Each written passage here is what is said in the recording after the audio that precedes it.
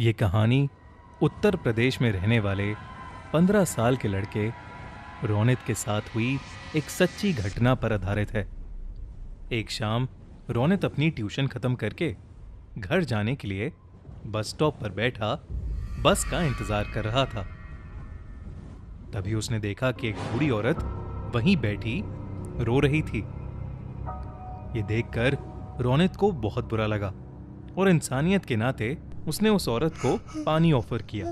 उस औरत ने अचानक ही रोना बंद कर दिया और उसने रोनित की तरफ बहुत ही डरावने तरीके से देखा और उससे पूछने लगी, क्या तुम्हें पता है मेरा पति कहाँ है?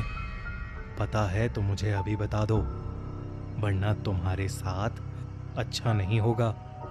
रोनित उसका ये सवाल सुनकर 2 कदम पीछे हट गया। उसे लगा कि वो औरत शायद पागल है, लेकिन वो औरत अपनी जगह से उठी और रोनित की तरफ बढ़ने लगी। रोनित ने तब देखा कि उस औरत के पैर उल्टे थे और वो जमीन से थोड़ा ऊपर हवा में थी। ये सब देखते ही रोनित बुरी तरह डर गया। उसके साथ ऐसा कुछ पहली बार हो रहा था। उसने अपनी पानी की बोतल वहीं छोड़ी और भागने लगा। भागते भागते वो सीधा अपने घर पहुंच गया। पूरी शाम रोनित यही सोचता रहा कि आखिर वो औरत थी कौन और उससे इस तरीके से बात क्यों कर रही थी, मगर उसे कुछ समझ नहीं आया। उसी रात करीब 2 बजे रोनित की नींद अचानक ही किसी के रोने की आवाज से खुल गई। वो जैसे ही उठ के बैठा उसके होश उड़ गए। वही बस स्टॉप वाली औरत रोनित के बिस्तर पर बैठी रो रही थी। उसके हाथ में वही पानी की बोतल थी जो रोनित बस स्टॉप पर छोड़ आया था, मगर उस बोतल में पानी नहीं बल्कि खून था। वो औरत एकदम से रोनित पर झपटी और उसका गला दबाने लगी। उसका चेहरा इतना डरावना था कि जैसे वो रोनित को वहीं खा जाएगी।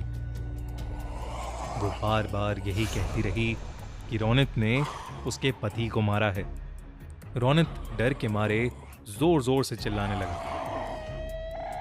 तभी उसके मम्मी पापा भागकर कमरे में आ गए। उन्होंने जैसे ही लाइट ऑन की, वो औरत रोनित के ऊपर से गायब हो गई। बेचारा रोनित हक्का बक्का होकर रोते हुए अपने पेरेंट्स को सब कुछ बताने लगा, लेकिन उसके मम्मी पापा को लगा कि शायद उसने कोई बहुत बुरा सपना देखा है। आज तक रोनित समझ नहीं पाया है कि उसके साथ उस दिन आखिर क्या हुआ था और वो औरत कौन थी। लेकिन रोनित उस रात के बाद से कुछ महीनों तक बहुत सहमा सहमा रहने लगा। उसने अपनी ट्यूशन भी छोड़ दी और फिर कभी उस बस स्टॉप वाले रास्ते पर नहीं गया। आपको क्या लगता है, कौन थी वो औरत? कैसी लगी आपको आज की कहानी? अगर आपको ये कहानी अच्छी लगी